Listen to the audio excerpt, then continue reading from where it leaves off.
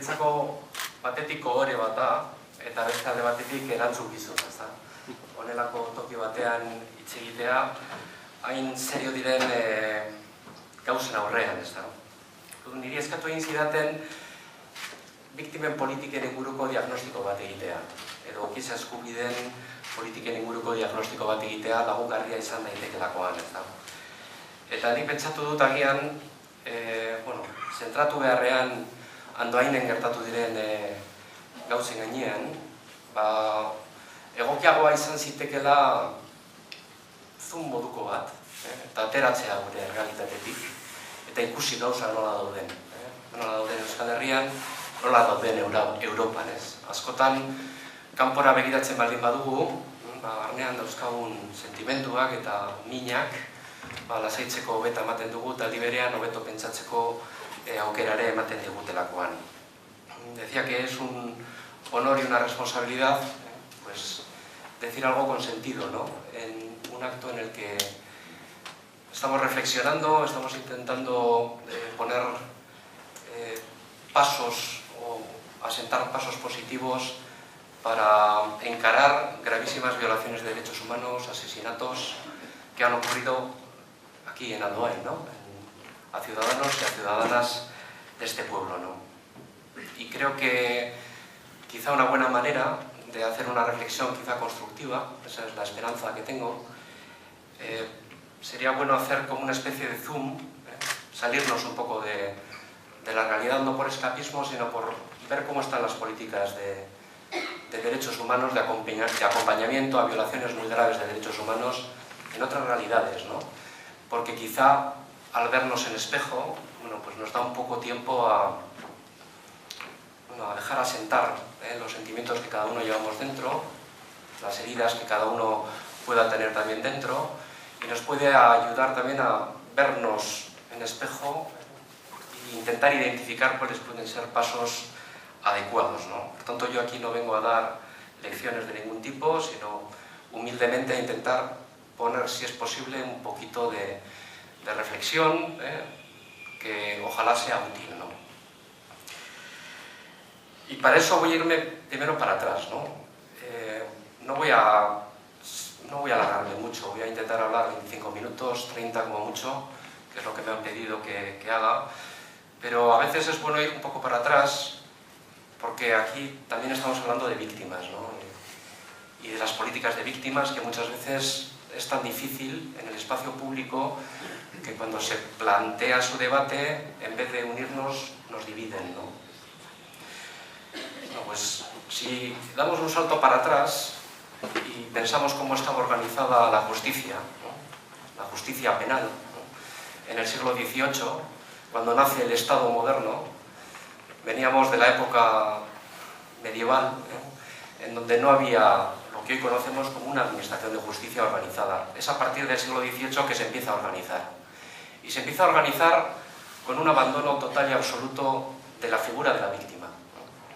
O sea, no es momento para entrar en grandes profundidades, pero en torno al siglo XVIII surgen los estados modernos que conocemos, en el que vivimos y los que tenemos alrededor en Europa. Y se produce hay un proceso como de centralización de la violencia legítima del Estado que organiza cómo resolver los graves conflictos. Cuando hablamos de graves conculcaciones de derechos humanos, estamos hablando de delitos muy graves. Cómo tenemos que manejar en una convivencia civilizada los delitos muy graves, ¿no?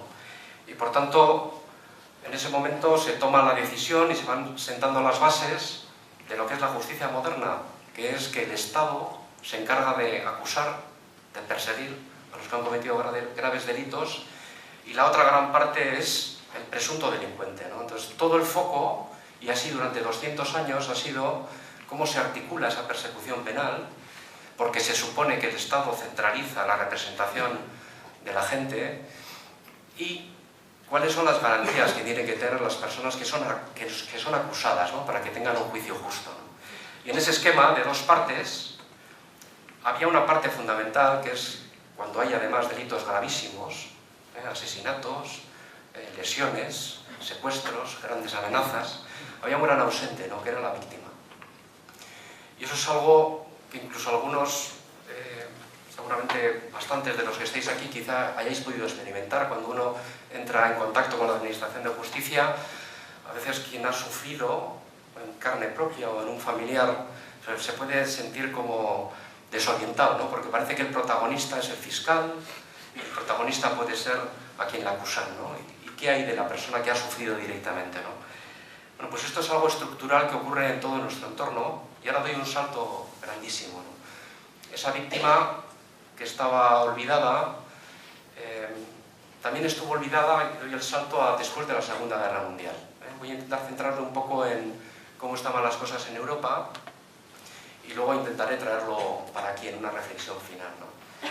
Bueno, orain, nahiko nuke pizka bat Europari begira, ez bigarren guda mundiala eta gero, Europa gelditu zen txikituta, guztiz txikituta. Eta hor, zeo zeren artean baldin badago nabarmentzekoa bada holokaustu. Holokaustu hitxak berak eta ditzera ematen du judutar, milioika eta hiltzen alegin duzala, justu ere nazismoaren izenean estatu alemana momentu horretan antolatutako makinaria, gudan makinaria horiek. Eta horiek ere, holokaustoaren biktimak ere ahaztuta egon ziren. Orduan ez da bakarrik eta 18. mendetik aurrera biktima guztiak egon zirela ahaztuta, baizik eta bigarren guda mundiala eta gero ere ahaztuta zeuden holokaustoaren biktima. Decía, por tanto, que dando un salto a la Segunda Guerra Mundial y con una Europa absolutamente asolada, las víctimas por excelencia, que hoy nos vendrían a la cabeza a cualquiera de los que estamos aquí, eran las víctimas del Holocausto y serían ausentes después de la Segunda Guerra Mundial. O sea, no solamente sufrieron un genocidio, con millones de muertos y con los campos de concentración, una realidad que se empezaba a saber, se empezaba a palpar, acabada la contienda, pero sin embargo los judíos y las judías que tenían que volver a sus lugares de destino después de haber sido trasladados, las que pudieron sobrevivir, algunas emigraron a Estados Unidos, otras a Israel, volvieron a sus distintos países europeos, pero no fueron bien acogidas. Y eso está documentado. Los países, después de la Segunda Guerra, cuando tienen acumulados todos esos legados de violaciones de derechos humanos, empiezan a generar memorias defensivas. No se mira a los ojos a las víctimas, sino que se intenta hacer una reconstrucción de lo que ocurrió de una manera defensiva y más bien en clave nacional, ¿no? O sea, nacen memorias sesgadas, memorias parciales, ¿no? Voy a poner solo un ejemplo, porque creo que puede ser ilustrativo y podemos quizá, aunque es un ejemplo extremo, podemos aprender de él, ¿no? Por ejemplo, en Alemania, acabada la Segunda Guerra Mundial, la sensación general, estoy hablando de la década de los 40, de los 50, era que en realidad la culpa no era de los alemanes, ¿no? Sino que había sido la culpa de Hitler, ¿no?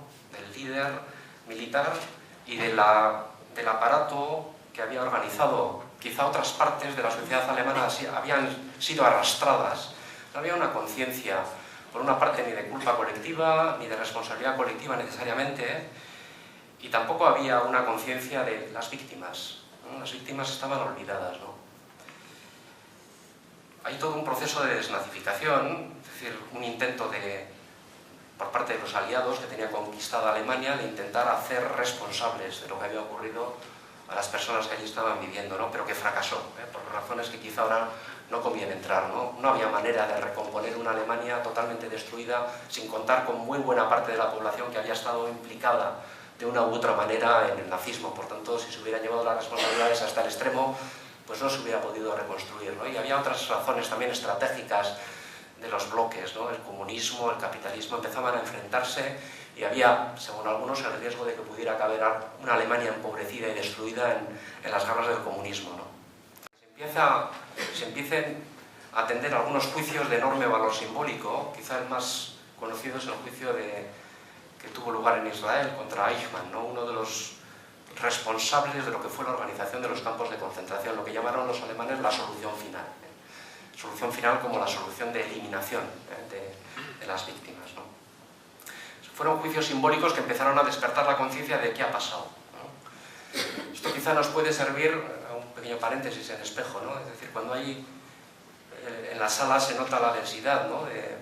de qué estamos hablando aquí, de violaciones de derechos humanos muy graves y cómo encararlas, ¿no? Cómo se pueden encarar aquí en lo local, en términos colectivos, ¿no? Bueno, pues allí se empieza a despertar, después de casi 20 años de ausencia total de las víctimas, de debate público, por supuesto, empieza a despertar, pero no será prácticamente hasta finales de los años 70 cuando Alemania toma conciencia de lo que había sido, porque hay una miniserie, bueno, hay otros elementos que se acumulan, pero fue muy simbólico, una miniserie sobre la Shoah, sobre el genocidio de los judíos. Se proyectó en la televisión en un momento en que la televisión era la única referencia fuerte, que concitó a prácticamente la mitad de la población alemana, la mitad de los adultos alemanes estuvieron viendo durante un periodo breve de tiempo a la noche lo que ocurría, y se puede decir que a finales de los 70 se despierta en Alemania, es la sociedad europea mejor informada sobre qué es lo que había ocurrido en su suelo con responsabilidad del aparato de guerra nazi y de la sociedad alemana respecto de la eliminación de los judíos, ¿no? Pero conocer lo que había, estamos en los 80, todavía no es tener una conciencia de cuál es nuestro lugar desde el punto de vista de la responsabilidad colectiva, qué nos compete de todo eso y cómo nos tiene que condicionar o no, cómo lo debemos encarar, cómo lo debemos o no consensuar, de tal manera que no nos divida, que no habrá nuevas heridas, que no permita que se vuelva a repetir. Durante todos los 80 hay una discusión enorme de los historiadores, porque resumidamente hay quienes dicen, bueno, es que en realidad lo del nazismo ocurrió, pero ocurrió porque era una reacción ante el bolchevismo, etc. ¿no? Había una contextualización que otra corriente de historiadores, bueno, pues, emblemáticamente liderada por Habermas, decía, no se puede contextualizar lo que ocurrió. Probablemente había contexto, sin duda, pero lo que ocurrió tenemos que enfrentarlo como sociedad y tenemos que asumirlo. Y lo tenemos que asumir sin paliativos. Y lo tenemos que incorporar a nuestra propia identidad como nación alemana, como Estado alemán. Debemos ser capaces de mirar lo que ocurrió y de responsabilizarnos de alguna manera, sin, vamos a decirlo así, poner paños calientes, ¿no? Todo esto lleva en los 90 a una explosión, vamos a decir, de las políticas públicas fuertes de acompañamiento a las víctimas. O sea, no conocer lo que ha ocurrido, no solo tener debates sobre cuál debe ser la responsabilización colectiva, sino también, bueno, esto hay que incorporarlo a la memoria democrática, a los mecanismos de celebración, de recordatorio y de garantía del propio Estado democrático, ¿no? Y eso llega en los 90, a finales de los 90. Y, bueno, horrekin egin nahi nuena zan ikustaraztea nola Alemanian hainbat eta hainbat urte gertatu behar izan ziren, ahalik eta heldu arte momentu bat nun oin bai biktimak hemen daude, eta orain guk gizarte bezala politika publiko sendoak martxan jartzen ditugu beraiei laguntzeko. Beraiei kalte ordaina emateko, aldi berean ere berme demokratikoak martxan jartzeko. Etorkizunean gauzak berri hori gerta ez daitezen. Erantzunkizun ariketa bezala ere. Decía, por tanto, que veamos, por ejemplo, en un caso extremo como el alemán, que necesitaron casi 40, 50 años, ¿no?, para poner en marcha políticas serias, públicas, para institucionalizar el recuerdo, para incorporarlo a los mecanismos democráticos. Un historiador, Tony Judt, dice que, bueno, se pasa de un olvido ensordecedor y frío, helador, ¿no?, de los 40, de los 50, a casi un exceso de memoria, ¿no? Y dice este historiador también que ya casi no hay manera de participar de manera civilizada en el debate europeo, no hay nadie que pueda intentar participar con seriedad en un debate público en Europa sin que reconozca esa realidad del genocidio. Decía él, fue irónicamente, Tony Judt era judío, que antes a los judíos se les obligaba a bautizarse para de alguna manera entrar en Europa, ¿no? Y que la Segunda Guerra Mundial cambia las tornas. Cualquiera que quiera participar en el debate público, con legitimidad, con autoridad, con autoritas, tiene que reconocer, ¿no? Bueno, todo esto por una parte para hacer ver que esa víctima olvidada casi ha necesitado 200 años en Europa en torno a la víctima de violencia política para aparecer en el espacio público. En los 90, por tanto, eclosiona y se junta esa política de acompañamiento a las víctimas, que es la fuerte, se fusiona con toda una batería de otro tipo de políticas que tenían que ver más con el ejercicio de responsabilidad, ¿no? Ya desde los 40, desde los 50, en Europa se genera pues una prohibición de partidos que de alguna manera quieran revivir la ideología de lo que fue la base a partir de la cual se puso en marcha el genocidio. Se estrena en los 50, en los 60, en los 70 derechos penales excepcionales que persiguen precisamente ese tipo de delincuencia neonazi, etc. Se prohíbe la apología, solo la apología del nazismo, no otro tipo de apologías. Incluso el Convenio Europeo de Derechos Humanos, que para nosotros como sociedad muchas veces es un referente, ¿no? Cuando se agotan las vías judiciales hay veces que se dice, bueno, hay que ir a Estrasburgo, ¿no? Pues Estrasburgo, de siempre, desde que nace, en los años 50, la Convención Europea de Derechos Humanos, hay una especie de efecto hacha. Cualquiera que invoque la libertad de expresión, por ejemplo, pero desde ideologías extremas neonazis, no se le toma en consideración. Había como una especie de democracia militante, ¿no? Entonces es en los 90 cuando se produce esa fusión de políticas de acompañamiento a las víctimas, porque ya la víctima está en el espacio público, identificada y acompañada, con otro tipo de medidas excepcionales, lo que ahora también en otro tipo de debate se conoce como poner una especie de cauterización a determinadas ideologías que quieren acabar con la propia democracia, ¿no? Y luego eso, y voy acabando con el bloque de Europa, eso se expande, ¿no? Es decir, si hay que preguntarse cuáles son las políticas de víctimas en Europa, son las políticas de víctimas para la víctima, con mayúsculas, es la víctima del Holocausto, pero luego se ha ido expandiendo la referencia fuerte a las víctimas de graves violaciones de derechos humanos que tienen que ver con el derecho penal internacional, crímenes contra la humanidad, crímenes de guerra. Se va expandiendo la necesidad que en la articulación política ese tipo de crímenes tan graves deben ser reconocidos, ¿eh? Y lo mismo sea en Polonia, lo mismo sea en Holanda, cada uno tiene que vérselas en el espacio público con una mirada hacia atrás limpia respecto de violencias políticas que no son, que tengan que ver con genocidios, crímenes contra la humanidad, crímenes de guerra. Y luego no ha parado la expansión de las políticas de víctimas, doy un salto, que se han acabado por extender a todas las víctimas de los delitos. Ese gran olvidado, que eran las víctimas de cualquier tipo de conducta delictiva, ya hoy bueno, pues aparecen en distintas categorías, ¿no? No me voy a extender, pero tenemos la violencia de género, abusos sexuales. Cada víctima necesita un acompañamiento, una reparación. Es decir, las políticas de víctimas que van emergiendo de la mano de la violencia política más extrema, anclada en sus raíces en la Segunda Guerra Mundial, acaba por expandirse a todas las categorías. Bloke honetan zer nahi nuen egin, bueno, altxau burua, eta ikusi biktimen politikak nola antolatu diren hemendik kanpora, auzokideen kasuetan, Europar kasuan, hain zuzen ere indarkeria politikoaren harira, eta ikusi ditugu ere ze zailtasunak sortu egiten ziren. Ahalik eta hori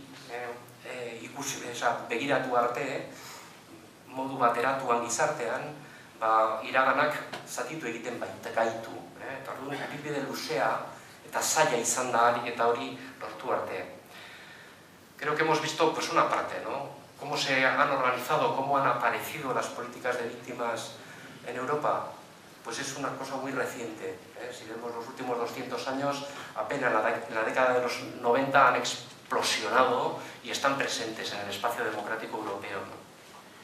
Y vemos que se han ido expandiendo de un núcleo muy centrado en las graves violaciones de derechos humanos de derecho penal internacional al resto de categorías, ¿no?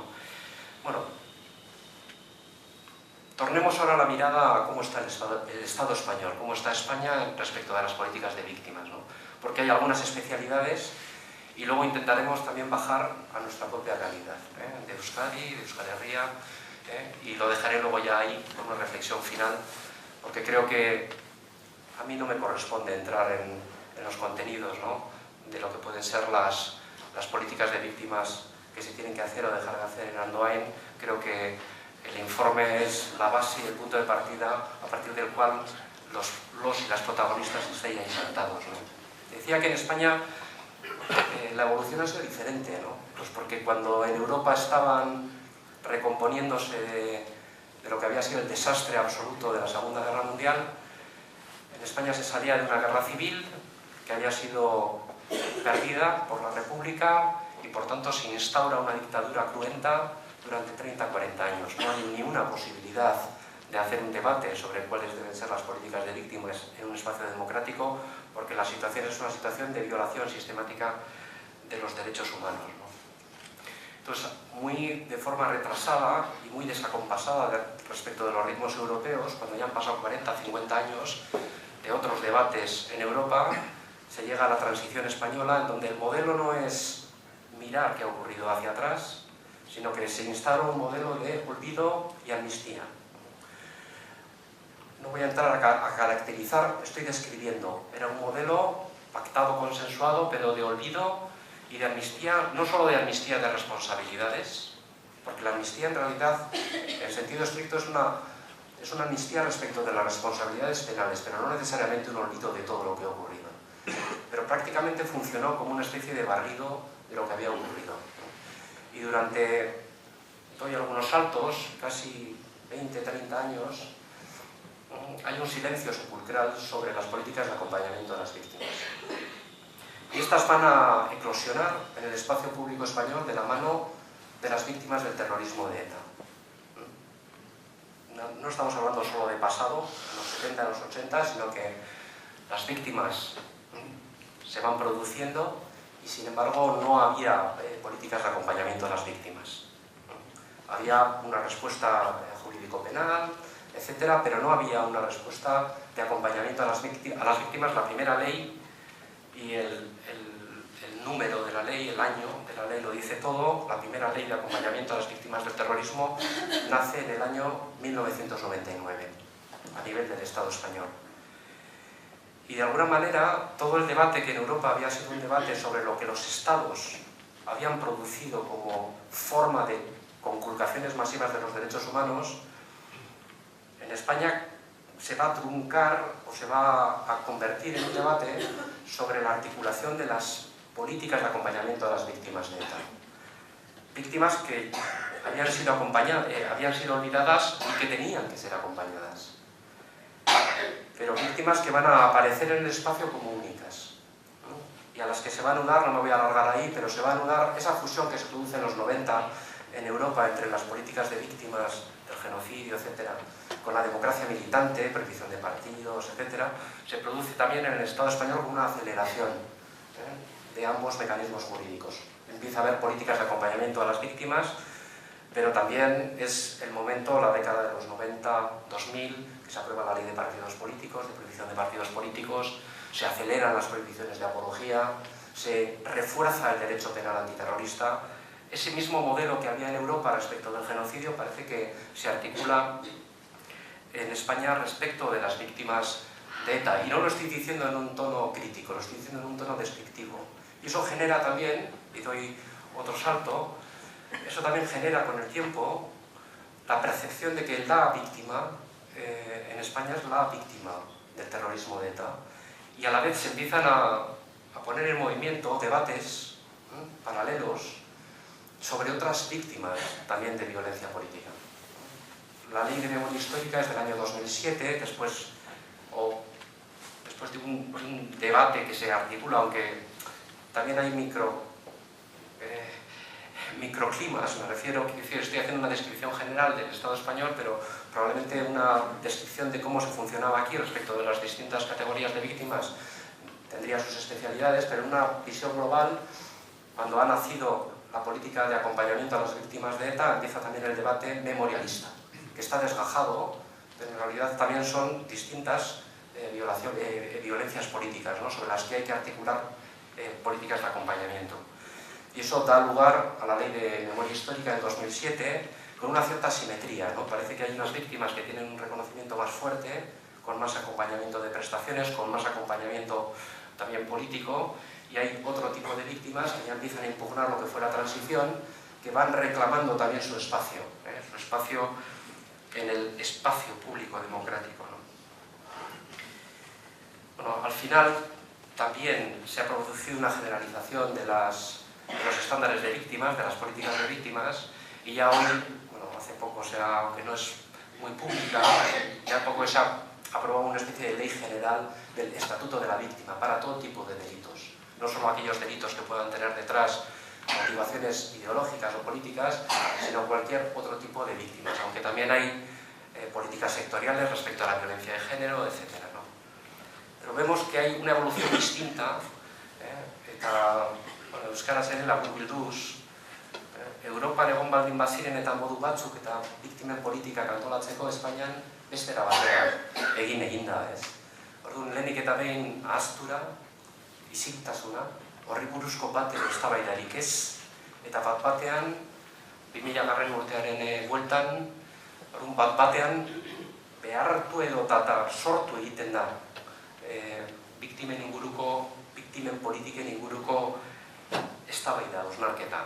Eta gero asimetriaz, sektore desberdinen arabera, politikak antolatzen joaten dira. Ez ikuspegi orokor batetik eta, baizik eta, segun ze biktima, segun nordan zer egin duena, ordunari tratamendu bat edo bestea. Después de haber caracterizado muy rápidamente, ¿no?, la evolución en Europa o en España, en Euskadi también hay otro tipo de evoluciones, ¿no?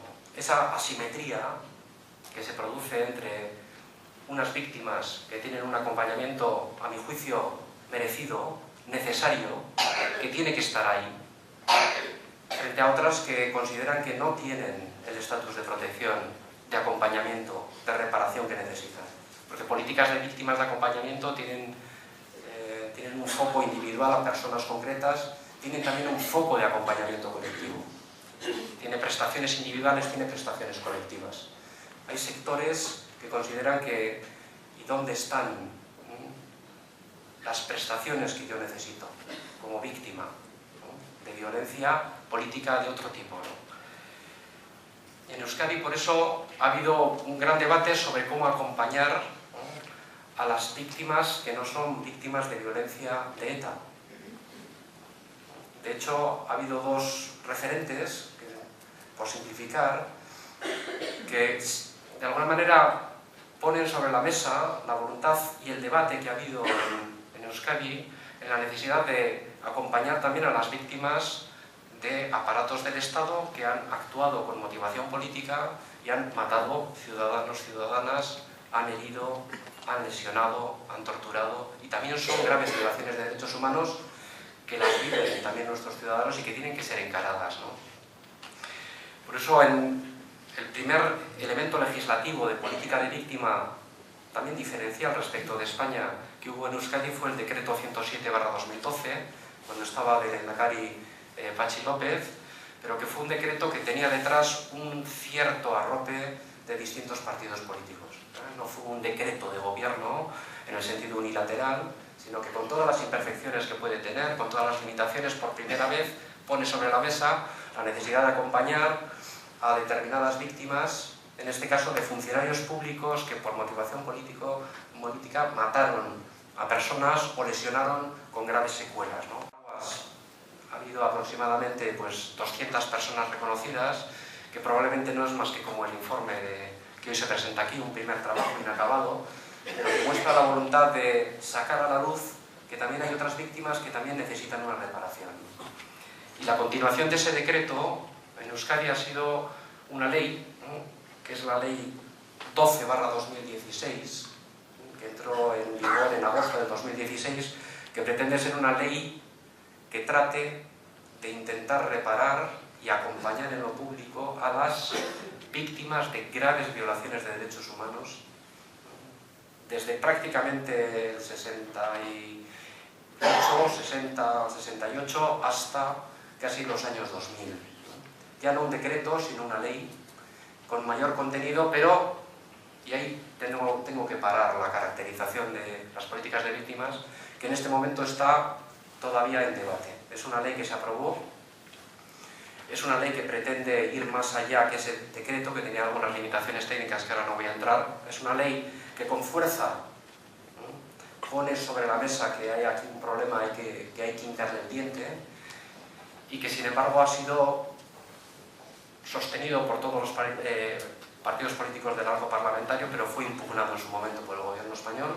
Cuando el gobierno del PSOE llegó al poder, retiró el recurso, pero en este momento sigue el recurso de inconstitucionalidad contra esta ley pendiente ante el Tribunal Constitucional.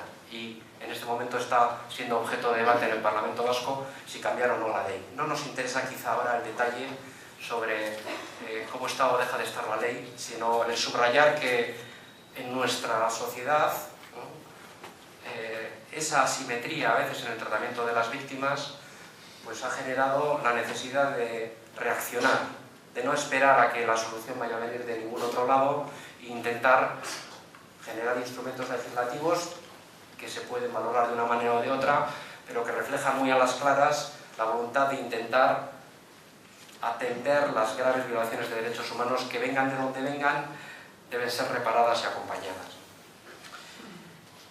Bueno, orduan, eta bukatzera noa. Hiru minutu besterik ez ditut behar azkeneko hausnarketa bat egiteko. Ze saiatu naiz egiten, hobeto ala txartoago, bueno, altxatu gura eta ikusi nola biktima ere desagertuta egon den Europan, nola gutxira arte. Nola gero Espainian ere desagertuta egon zen areago, eta nola baita ere erritmo zero desberdina izan da Espainian gainerako Europarekin konparatuta. Europan batez ere estatuak egindako biktimen ikuspegitik eta biktimen politikak martxan jartzen dira, eta izan da erreferentzia, ezta? Eta horrek, bueno, desoreka batzuk ere sortu ditu bestelako biktimak ere badaudelako. Biktimak konstituzioa baino lehenago, termino historikoetan ez egingo baldin bagendu, baino konstituzio eta gero ere. Después de haber hecho ese balance, yo quisiera acabar con algunas conclusiones, reflexiones, no una última palabra, sino una palabra que dejo en el aire, por si puede ser útil. Porque de esas conclusiones creo que se podrían sacar puntos de reflexión hacia el futuro y también me gustaría que se pudieran sacar en una interlocución de buena fe las claves de por qué he estado contando las cosas que he estado contando. Una reflexión.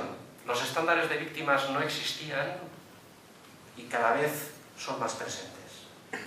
A las víctimas hay que acompañarlas. Y es una realidad que en Europa no se puede entender la democracia sin un acompañamiento de las graves violaciones de derechos humanos, de sus víctimas.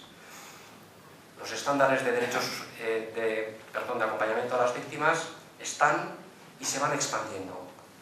Pero, una segunda reflexión, en el caso del Estado español, y si nos centramos en la violencia política, ha habido una enorme densidad de políticas de acompañamiento a las víctimas de ETA, y eso es bueno, pero hay otras víctimas que también necesitan un acompañamiento. Hay una percepción de asimetría, ¿no?, de unas víctimas de primera y otras víctimas de segunda. Una percepción que no debe ser utilizada para ir contra las víctimas de primera, entre comillas, sino ¿y qué pasa cuando hay una violación de derechos humanos muy grave? ¿Tenemos que fijarnos tanto en el autor o debemos atender la injusticia y actuar en consecuencia? Por tanto, hay un problema de asimetría en políticas que deberá ser encarado, ¿no? Creo, tercera reflexión, que ETA no puede ser la excusa para que no seamos capaces de mirar hacia atrás. Si una sociedad, porque se ha dicho de muy distintas maneras, por ejemplo en el vídeo, ¿no?, si una sociedad no es capaz de mirar hacia atrás y en cierto modo tener algún tipo de aproximación común hacia el pasado, estará constantemente dividida. No es un tema de pasado, sino que luego no hay manera de poner en marcha políticas de educación. No hay manera de poner en marcha determinadas políticas hoy, que nos afectan hoy y que afectarán al futuro. Por tanto, no es un tema de prurito ideológico, de discusión por discusión. Si no somos capaces de mirar hacia atrás e intentar aproximar el pasado, seguiremos divididos y el pasado nos seguirá dividiendo. Por tanto, creo que el informe, si puedo hacer una valoración global del informe, creo que el informe va en la buena dirección. Va en la buena dirección porque no se trata de mezclar, ni se trata de mezclar o de agrupar porque tenga una especie de foco político, sino que se trata de dar a cada uno lo suyo. Esa es una frase que utilizaban los romanos, hace ya 2000 años, para definir lo que era el derecho, lo que era la justicia. Dar a cada uno lo suyo, que tiene otro correlato que es, a veces se expresa así, ¿no? No sumas cero, no se trata de un juego de suma cero, lo que te doy a ti me lo quito a mí. No se trata de un debate de dialéctica política, de que si concedo esto, pierdo lo otro. No estamos en ese tipo de debate. Estamos en un debate en donde hay personas concretas que han sufrido injusticias concretas que tienen que ser reconocidas, reparadas, y luego tienen que tener un reflejo de endose en la sociedad local, colectiva, para que a partir de ello podamos organizar nuestra convivencia y nuestro futuro sabiendo que eso no se puede volver a repetir. Se ha hablado muchas veces de equidistancia, ¿no? En el entendido de que parece que la equidistancia es una cosa que es mala de por sí, ¿no? Que parece que hay un juego de poner varias cosas en la mesa para no sé qué tipo de fraudes, ¿no? A mí me gusta mucho más que la equidistancia, una palabra que es rara, pero que de alguna manera es uno de los principios fundamentales del derecho internacional de los derechos humanos, que es la indivisibilidad de los derechos humanos. Si uno se toma unos derechos humanos en serio, se los toma todos, y todos con buena fe, no con la intención de minimizar unos o minimizar otros, sino de tomarse todos los derechos humanos en serio. Ese es el principio ético subyacente a la indivisibilidad de los derechos humanos. No es un cojo esto para no sé qué otro juego, sino todo en serio. Y por tanto, una especie de llamada que ya sé que es complicada, pues porque muchos y muchas estáis aquí pues con sentimientos muy encontrados, ¿no? Porque esto no es un punto de llegada final, sino es a veces un ejercicio muy difícil de estar juntos, gente que ha estado muy separada y que seguirá separada y que hay tensión, ¿eh? Y por tanto es difícil, pero es necesario intentar levantar la mirada y limpiarla. Y limpiarla quiere decir, bueno, pues algunas violaciones de derechos humanos es fácil reconocerlas, argumentarlas, endosarlas, impulsarlas, otras me cuesta, ¿no? La indivisibilidad es todos los derechos humanos en serio. Orduan, bukatu nahi nuen azkeneko hausnarketa batekin, ezta? Europan ibilbide oso luzea egin dute, biktimak aitortu arte. Gurean, gure esparruan, hain doainen, zuek bidean zaudete. Eta, bueno, txostena ez da horri batzuk bilatuta, baizik eta atzean dagoen prozesu bat. Prozesu hori inoiz ez da izaten erraza, inoiz ez da izaten lineala. Eta kontrasan ugariz beterikua, bai familia politikoen barruan, batzuetan familia politikoak ona etorri behar dira, ordezkaritza batekin, baina atzean familia politikoaren barruan iritsi desberdinak egon daitezke, eta hori guztia bada magma bat mugitu egiten dena. Baina prozesua badago eta martxan bagaude, aurrera egiteko moduan bagaude.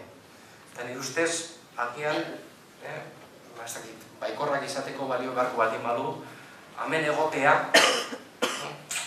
nahiz eta ez izan eguneko egun hemen egoten garela konpentsituta, nahiz eta ez izan hemen egoten garela posik, zoriontsu konpentsituta, bada bide bat, elkarrekin egiten azteko, iraganean gertatu zenaz hausnarketa egiteko, etorkizunari begira. Como reflexión para mí final, los procesos de acompañamiento a las víctimas son siempre complicados en todas las sociedades. Son legados que siguen dividiendo a las sociedades. Y solo procesos colectivos de acercamiento entre familias políticas distintas, entre sensibilidades distintas, van permitiendo poner algún tipo de base a partir de la cual progresar. Es muy probable que aquí haya mucha gente que haya venido haciendo un ejercicio de disciplina, de tengo que estar, pero no quiero estar, porque quizá hay determinadas personas que no quiero ver, que no estoy acostumbrado, no puedo estar con ellas. Es decir, las cosas no desaparecen de un día al otro. Cuando ha habido violaciones graves de derechos humanos, que además tienen enganche en familias políticas, eso son heridas sociales. Por tanto, lo que tiene valor son los procesos. Y quizá tomar conciencia de que los procesos son imperfectos, pues nos tiene que dar una especie de tranquilidad, de que se avanza, a veces de forma muy lenta, pero se avanza entre todos. Por tanto, para mí, el hecho de ver aquí pues este salón lleno, con una representación política plural, con todos los titubeos y todas las dificultades que pueda haber detrás, me da la esperanza de que quizá en Andoain ese proceso de a cada uno lo suyo está en marcha. Eskerrik asko.